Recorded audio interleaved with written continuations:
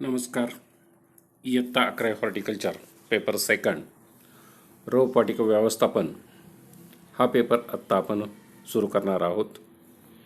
या पेपरमध्ये वनस्पतीची अभिवृद्धी म्हणजे काय, त्याचबरोबर रोपवाटिका म्हणजे काय आणि रोपवाटिकेसाठी आवश्यक घटक इत्यादी बाबी आपण विस्तृत पाहणार आहोत.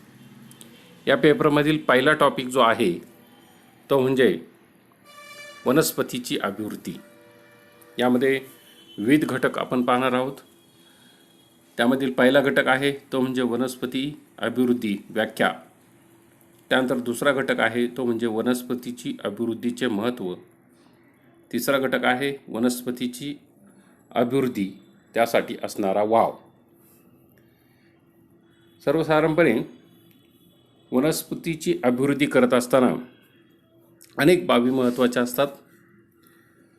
वनस्पती आणि तिची प्रजोत्पत्ती याबाबत प्राचीन काळापासून मानवाला या पद्धती माहिती आहेत. वनस्पतीची अभिवृद्धी म्हणजे सर्वसाधारणपणे वनस्पतीची संख्या वाढवणं असं समजलं जातं. ही पुरातन कालापासून अवगत असलेली कला आहे.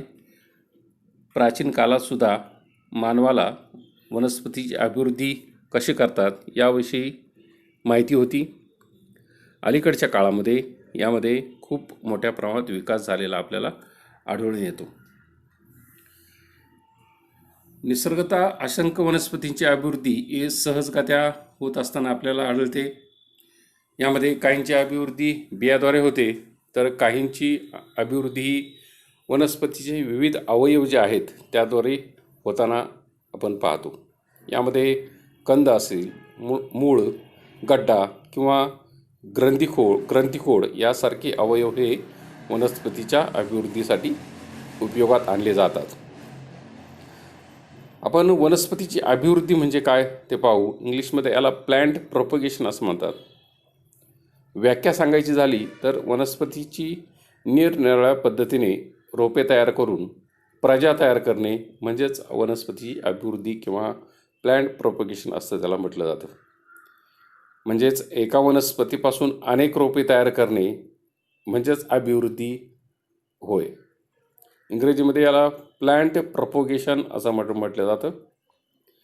सर्वसाधारणपणे वनस्पतीच्या बिया किंवा इतर अवयव यांचा उपयोग केला जातो आणि रोपे तयार केली जातात हे आपल्याला माहीत आहे. मानवाला रोपे तयार करण्याची कला ही प्राचीन काळापासून माहीत आहे. अलीकडच्या काळामध्ये बिया लावून किंवा टोकन करून रोपे तयार करणे, याचबरोबर थेट ऊती संवर्धन किंवा ऊतींचा किंवा पेशींचा वापर करूनही रोपं तयार करण्याची कला अवगत झालेली आहे. विविध प्रकारच्या टिश्यू कल्चर किंवा ऊती संवर्धन प्रयोगशाळेमध्ये लाखो रोपे आपल्याला तयार करता येतात. उदाहरण द्यायचं झालं तर झेंडूची रोपे आपण बी लावून तयार करतो. तर जरबेरासारखी व्यापारी पिके जी आहेत त्यांची रोपं तयार करत असताना आपण टिश्यू कल्चर किंवा ऊती संवर्धनद्वारे तयार झालेली रोपं ही बाजारामधून किंवा ऊती संवर्धन प्रयोगशाळेमधून घेऊन येतो आणि त्यांची लागवड करून आपण पॉली हाऊसमध्ये मोठ्या प्रमाणात जरबेराची लागवड ही करतो.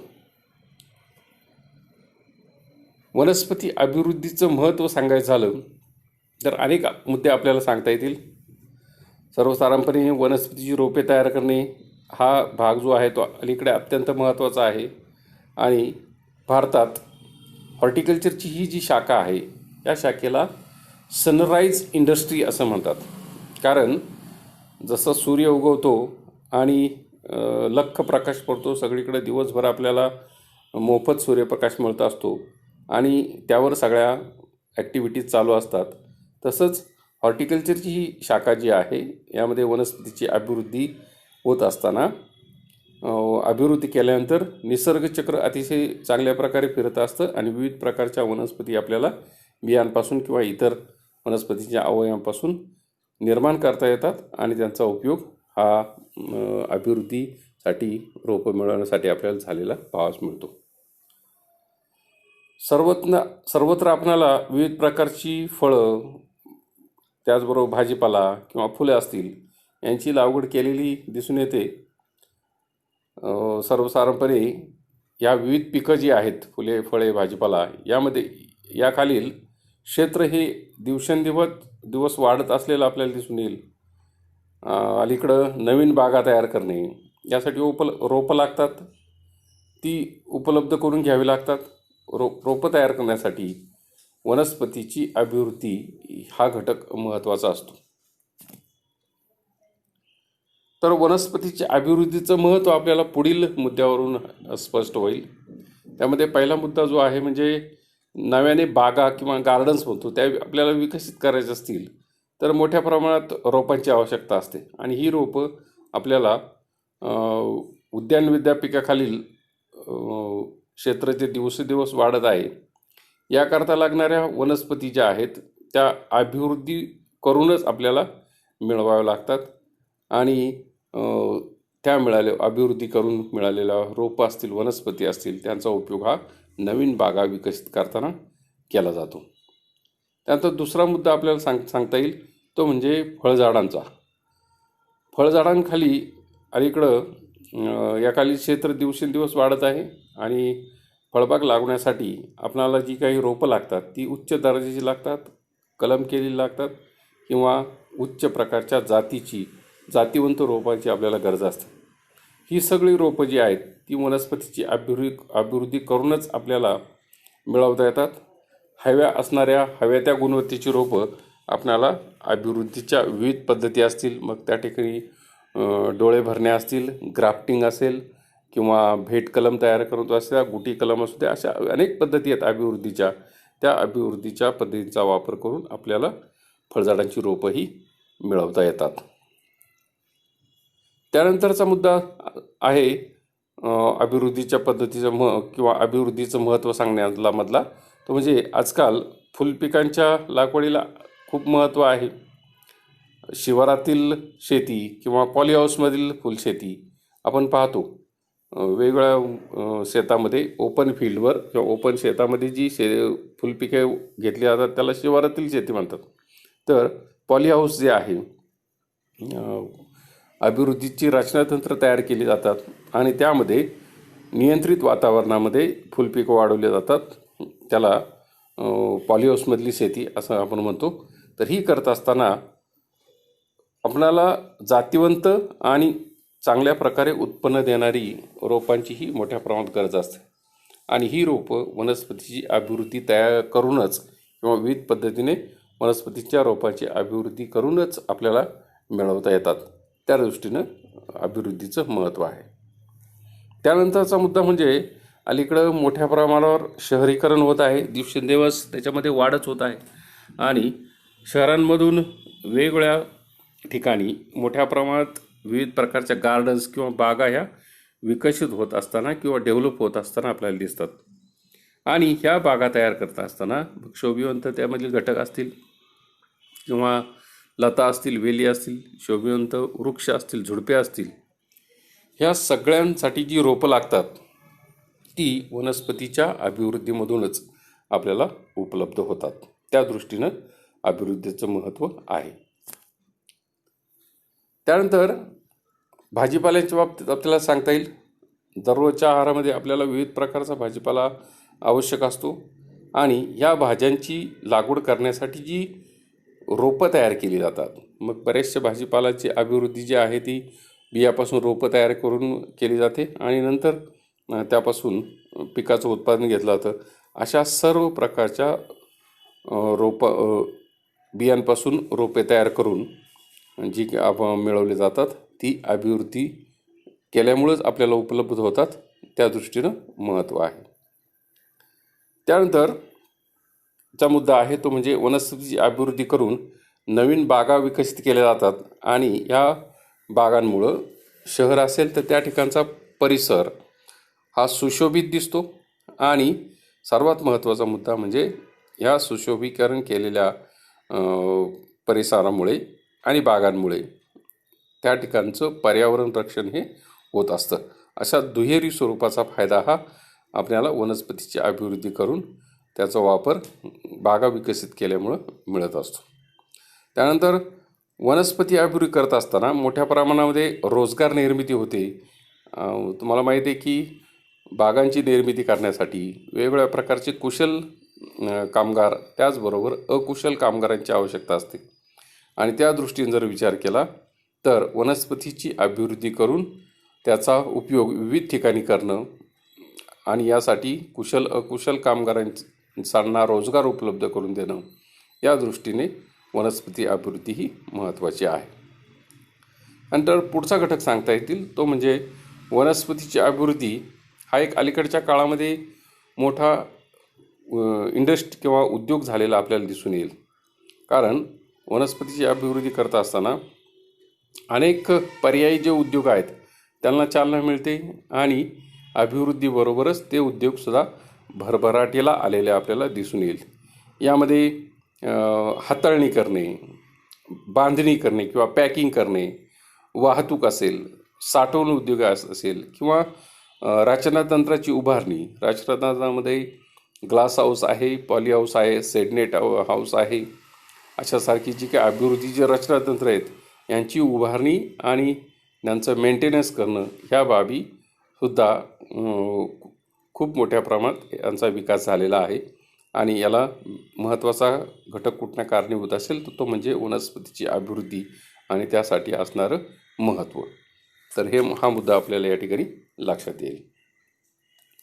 त्यानंतर पुढचा मुद्दा आपण पाहणार आहोत तो म्हणजे वनस्पती अभिवृद्धीला असणारा वाव.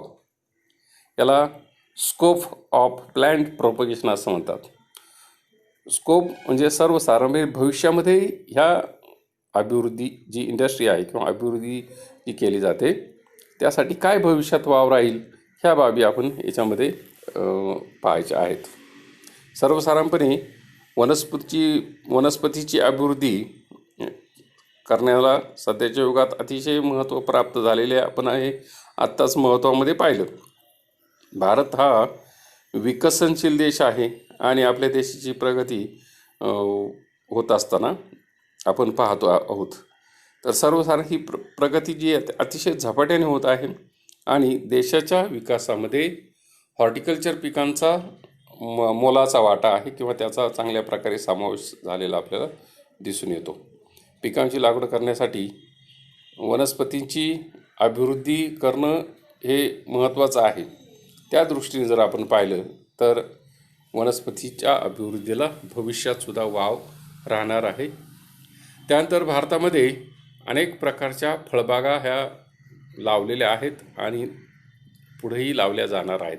त्यामध्ये आंबा, स्ट्रॉबेरी, पेरू, पपई, संत्रा, डाळिंब, मोसंबी या प्रकारच्या फळबागांसाठी भविष्यात रोपांची लागवड करणं आणि त्याचं उत्पादन घेणं यासाठी निश्चित वाव असणार आहे.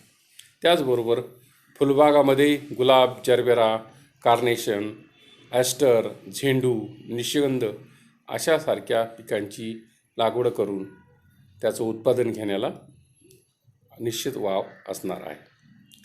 त्याचबरोबर भाजीपालाच्या बाबतीत जर विचार केला तर असणारी लोकसंख्या आणि त्यांना लागणारा भाजीपाला यामध्ये वांगी, टोमॅटो, मिरची, कांदा, बटाटा, रंगीत ढोबळी मिरची, ब्रोकोली किंवा चेरी टोमॅटो अशासारख्या परदेशी आणि देशी भाज्या ह्या मोठ्या प्रमाणात भविष्यातही वापरात राहणार आहेत आणि आजचीसुद्धा मोठ्या प्रमाणात गरज आपल्याला आहे.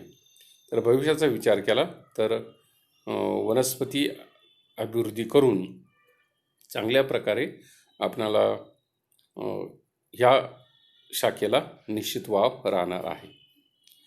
सर्वसाधारणपणे देशामध्ये अनेक बागा ह्या तयार केल्या जातात आणि ह्या बागा तयार करण्यासाठी आपणाला ज्या बेसिक बाबी आहेत, रोपं लागतात किंवा विविध अभिवृद्धीचे मटेरियल लागतं, त्याचे वनस्पतीचे भाग लागतात, यासाठी भविष्यात निश्चित भरपूर वाव राहणार आहे. पुढचा मुद्दा सांगायचा झाला तर अभिवृद्धीसाठी असणारा वाव त्याच्यामध्ये भारतातून अनेक परदेशी देशामध्ये किंवा युरोपियन देश असतील, आखाती देश असतील, इराण, इराक, सौदी अरेबिया, त्याचबरोबर इंग्लंड असेल, या देशांना फळं, फुलं आणि भाजीपाला यांची निर्यात मोठ्या प्रमाणात होते. त्याचबरोबर आकर्षक पाने असलेल्या शोभिवंत वनस्पती किंवा पॉटेड प्लॅन्ट, कुंडीतील झाडं यांची निर्यात मोठ्या प्रमाणात केली जाते आणि भविष्यात या प्रकारची रोपे तयार करून त्यांची निर्यात करण्याला भरपूर वाव असणार आहे. त्यानंतर भारतामध्ये शहरांचा विकास हा झपाट्याने होताना आपल्याला दिसतोय. इंडस्ट्रियलायझेशन होतं आहे, शहरीकरण झालेलं आपल्याला दिसून येतं आहे आणि सर्वसाधारणपणे वाढत्या शहरीकरणामुळं अनेक ठिकाणी विविध प्रकारच्या बागा विकसित होत आहेत आणि त्या विकसित झाल्यामुळं परिसर सुशोभित होण्यास मदत होते. त्याचबरोबर पर्यावरण संरक्षण होतं आणि या बागा विकसित करण्यासाठी विविध प्रकारचे घटक लागतात. त्यामध्ये रोपे हा महत्त्वाचा भाग आहे. तर या रोपांची गरज ही पुढेही नियमित भासणार आहे. या दृष्टीने जर विचार केला तर वनस्पतीची अभिवृद्धी करण्याला निश्चित भविष्यात वाव असलेला आपल्याला दिसून येईल. आणि शेवटचा मुद्दा आपण पाहणार आहोत तो म्हणजे वरील मुद्द्याशिवाय रोजगार निर्मिती, पर्यावरण संतुलन व परिसर सुशोभीकरण या दृष्टीने जर आपण विचार केला तर वनस्पतीपासून अभिवृद्धी करणं आणि त्यांची लागवड करणं यासाठी भारतात मोठ्या प्रमाणात वाव असणार आहे. विद्यार्थी मित्र हो, आपण या टॉपिकमध्ये वनस्पतीची अभिवृद्धी म्हणजे काय, त्याचबरोबर वनस्पती अभिवृद्धीचे महत्त्व आणि वनस्पती अभिवृद्धीसाठी असणारा वाव हे मुद्दे पाहिलेले आहेत. हे तुम्हाला निश्चित समजले असतील. धन्यवाद.